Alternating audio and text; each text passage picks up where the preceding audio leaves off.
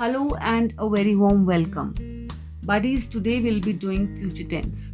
But before switching to the today's topic, I just want to share little of my heart with you all. I've gone through your comments and sometimes I find that you want me to explain in Hindi. लेकिन मैं आपसे ये कहना चाहती हूँ कि हिंदी में explanation तो ठीक है, आपके कुछ क्वेश्चंस के आंसर करने के लिए शायद वो हेल्पफुल हो सकती है, but if you actually want to learn a language then sweethearts, I completely believe that you cannot just rely upon translations. So you have to adopt the language as it is. You have to have the exposure. आपको सुनना भी पड़ेगा, आपको बोलना भी पड़ेगा और आपको बार बार अंडरस्टैंड करना पड़ेगा, रीड करना पड़ेगा. Then only you can understand this language.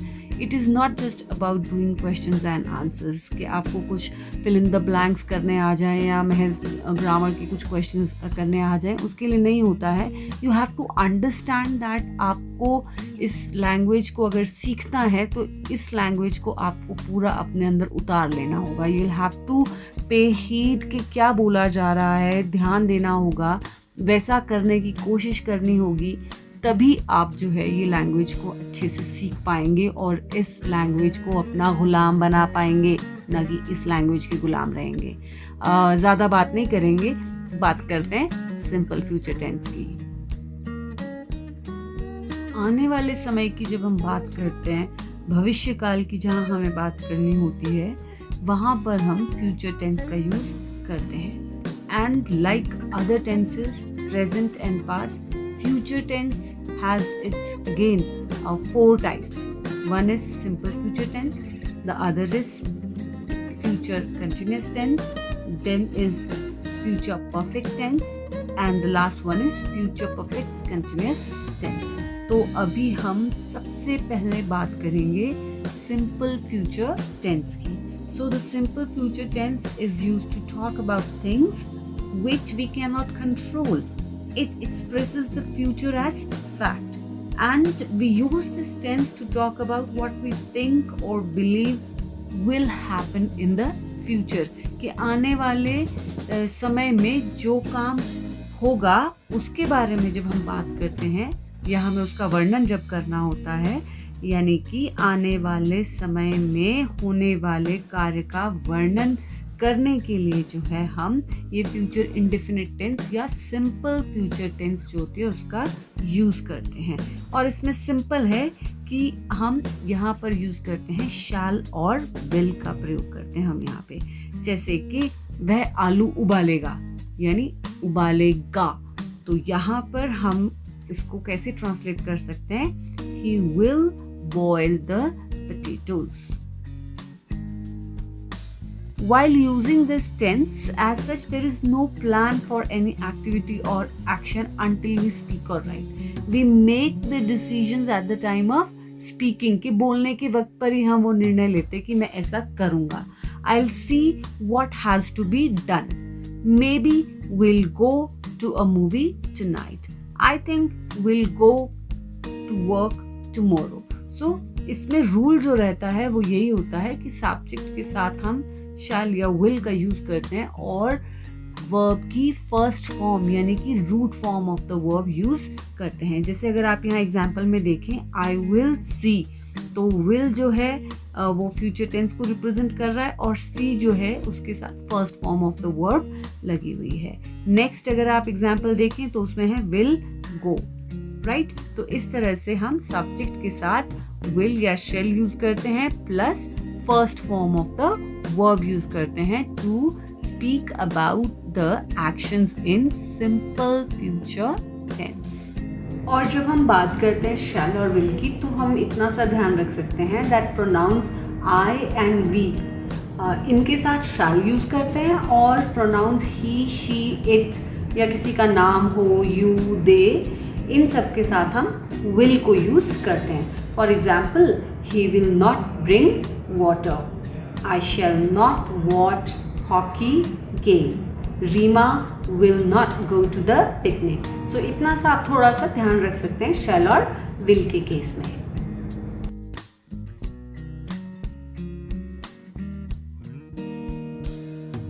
Secondly, when we talk about the predictions, then also we use simple future tense. So what are predictions? They are not facts, but ऐसी statements होती है जिनको हमने predict किया होता है कि हाँ ऐसा हो सकता है, जैसे कि it will rain tomorrow. Who do you think will be our next president? तो इस तरह की जहाँ हम predict करते हैं, संभावना व्यक्त करते हैं कि ऐसा हो सकता है, वहाँ पर भी हम simple future tense को use करते हैं। Now let's talk about the verb be, B-E-B. Whenever we use the verb be, we use simple future tense in the sentence. For example, I'll be in Delhi the day after tomorrow. Will you play with me tomorrow? So with be, जहाँ पर हम be verb को use करते हैं, helping verb be को, वहाँ पर भी हम be के साथ will को यूज करते हैं। Let's talk about the future continuous tense. Future continuous tense ऐसी टेंस है जिसमें किसी काम का भविष्य में लगातार जारी रहना मालूम हो, उसे हम future continuous tense कहते हैं। When we talk about the time which will be happening in the future, the action which will start sometime before that moment but would not have been finished till the moment, कि future में कुछ समय तक वो काम होता रहेगा। ऐसे वाक्य जो होते हैं वो फ्यूचर कंटिन्यूस टेंस में होते हैं या फ्यूचर प्रोग्रेसिव टेंस में होते हैं। इसका जो रूल रहता है वो रहता है सब्जेक्ट के साथ ऑक्सिलरी वर्ब विल और बी दोनों यूज होते हैं, प्लस मेन वर्ब यूज होता है। For example, we will be playing tennis at 8 PM tomorrow, मतलब हम जो है 8 बजे तक कल जो है वो टेनिस खेल रहे होंगे। They won't be watching TV at 9 PM tonight, what will you be doing. तो इस तरह के जो सेंटेंसेस हैं वो आपके फ्यूचर कंटिन्यूस टेंस के सेंटेंसेस होते हैं। अफर्मेटिव सेंटेंसेस यानी कि आपके पॉजिटिव सेंटेंसेस में जो है सब्जेक्ट के साथ शैल या विल, बी की फर्स्ट फॉर्म और आईएनजी जो है फॉर्म वर्ब की, मेन वर्ब की, वो लगती है। नेगेटिव में आप नॉट को इंट्रोड्यूस कर देते हैं, सब्जेक्ट प्लस शैल या will plus not plus be plus verb की आईएनजी फॉर्म। और उसके बाद इंटरोगेटिव सेंटेंसेस में शैल और विल जो है वो क्वेश्चन वर्ड की तरह काम करता है। विल और शैल पहले आ जाता है, फिर सब्जेक्ट यूज करते हैं, बी की फॉर्म होती है और वर्ब की आईएनजी फॉर्म यूज होती है। उसी तरह से आपके जो इंटरोगेटिव वर्ड्स हैं वो पहले आ जाते हैं। WH वर्ड्स जितने भी होते हैं, for example what, when, where, how, इस तरह से उसके बाद सारे आपके विल और shall plus subject plus be की फॉर्म और बी की फॉर्म के साथ आपकी वर्ब की आईएनजी फॉर्म। ये आप एग्जाम्पल्स देखो और उससे आपको और ज़्यादा क्लियर हो जाएगा। For example, you will be playing, this is in future continuous tense and it is an affirmative sentence. आप नहीं खेल रहे होंगे तो आप सेंटेंस बनाएंगे you will not be playing. क्या आप खेल रहे होंगे, will you be playing, will you not be playing, क्या नहीं खेल रहे होंगे, when will you be playing। तो ये इस तरह से कुछ इंटेरोगेटिव वर्ड्स को यूज करके भी आप क्वेश्चंस को जो है वो फ्यूचर प्रोग्रेसिव टेंस पे पूछ सकते हैं। Now let us talk about the future perfect tense.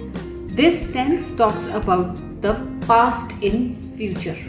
Past in future इसका मतलब कि ऐसे वाक्य जिनके अंत में चुकेगा, चुकेगी, चुकेंगे, चुकूंगा, हो चुका होगा, इस तरह की जो सेंटेंसेस होते हैं वो आपके फ्यूचर परफेक्ट टेंस में होते हैं। It talks about the action which would have been completed in the future.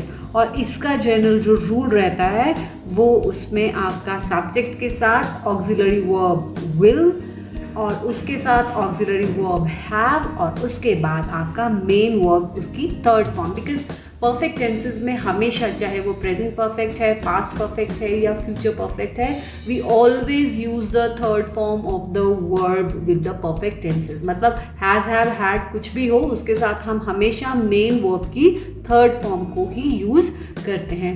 So basically it is used to express the action in future before another action in the future. जैसे कि I will have arrived at work by 9 AM tomorrow, और सपना won't be in school when you arrive।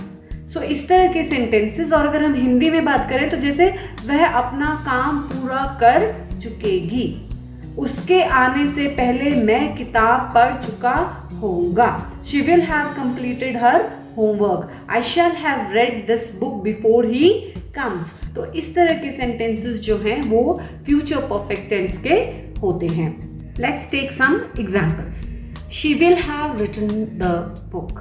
Negative sentence, she will not have written the book. Interrogative अगर इसे बनाना है तो will she have written the book, और अगर interrogative negative तो will she not have written the book. Lastly अब बात कर लेते हैं फ्यूचर परफेक्ट कंटिन्यूअस टेंस की। पहले ही मैं आपको रिलीव कर लूँ कि फ्यूचर परफेक्ट कंटिन्यूअस टेंस जो है वो कॉमन टेंस नहीं है। इसमें बहुत ज़्यादा मतलब आम व्यवहार में हम इस तरह के सेंटेंसेस को या वाक्यों को यूज़ नहीं करते हैं, बट फिर भी हमें मालूम होना चाहिए कि फ्यूचर परफेक्ट कंटिन्यूअस टेंस होती क्या है।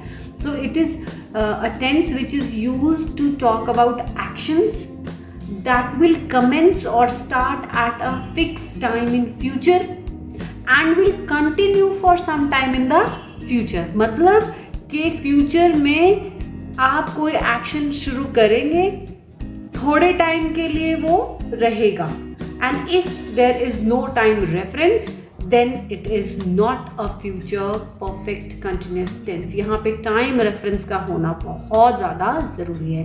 Without continued time reference, such sentences are only future continuous tense।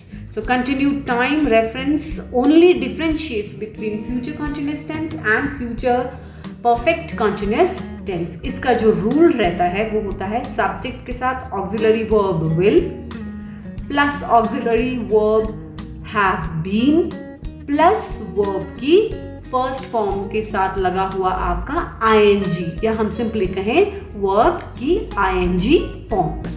Future Hindi में अगर बात करें तो जो सेंटेंसेस के एंड में रहा होगा, रही होगी, रहे होंगे, रहा होऊंगा, इस तरह के शब्द जब आते हैं तो वो फ्यूचर परफेक्ट कॉन्टिन्यूअस टेंस का सेंटेंस होता है। इसमें जो आपके वाक्यों में समय दिया रहता है, जबकि फ्यूचर कंटिन्यूअस टेंस में ऐसा नहीं होता है। जैसे कि एग्जांपल ले लेते हैं हम कि पिताजी 10 मिनट से अखबार पढ़ रहे होंगे, तो इसमें टाइम रेफरेंस है कि कब से, 10 मिनट से। माताजी आधे घंटे से खाना बना रही होंगी, आप पिछले 1 घंटे से पढ़ाई कर रहे होंगे। तो ऐसा जो सेंटेंसेस में रहता है रहेंगे या होंगे विद टाइम रेफरेंस, वो आपके परफेक्ट कंटिन्यूअस टेंस में होते हैं। जैसे कि इन्हीं सेंटेंसेस को अगर हम ट्रांसलेट करें तो क्या होगा, the father will have been reading the newspaper for 10 minutes. और ये आपने ध्यान रखना, फॉर और सिंस वाले जो टाइम रेफरेंस होते हैं वो सारे सेंटेंसेस आपके फ्यूचर परफेक्ट कंटिन्यूअस टेंस के होते हैं।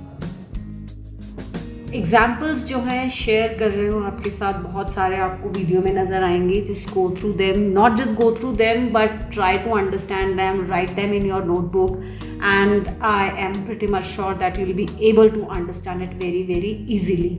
सेकेंडली, आप जब भी प्रैक्टिस करें कुछ ट्रिक्स को आप ध्यान में रख सकते हैं। हाँ, बोलने के लिए तो नहीं कहूँगी, बट यस, आपको कुछ सॉल्व करना है, वहाँ पर आपकी ये ट्रिक्स काम आ सकती हैं। कि परफेक्ट टेंसेस का मतलब होता है has, have, had plus third form of the verb, फिर चाहे वो प्रेजेंट हो, पास्ट हो या फ्यूचर हो। प्रेजेंट में आप हैज़ और हैव लगाएंगे और पास्ट में आप हैड लगाते हैं।